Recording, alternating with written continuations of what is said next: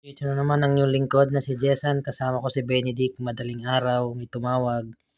Tuloy-tuloy daw yung flash ng CR ng babae sa 10th floor. Ayan, akyat naman kami, binuksan namin. At dinesting namin yung push button na manual, nag-i-stack up siya. Lalagyan po namin ng lubricant para po bumalik agad pag binindot. Ano po, ginagalaw ko maya-maya. Ayan, tapos na kami, tinesting na namin. Ayun na po.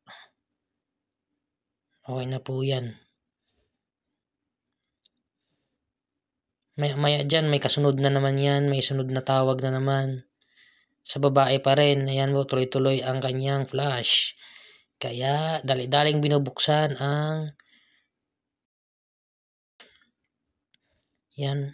Tinutulak ko yung push button. Lalagyan naman ng lubricant para bumalik yung manual flash niya. Yan, lalagyan natin. Natatakpan na namin. Tapos mamaya testing. Iti-testing namin yan. Ayun na, tinatesting na namin. Ayun na guys, okay na po yan guys. Maya magpa-flash na yan. Maghinto na yan. Ayun na po. Thank you for watching. Bye bye.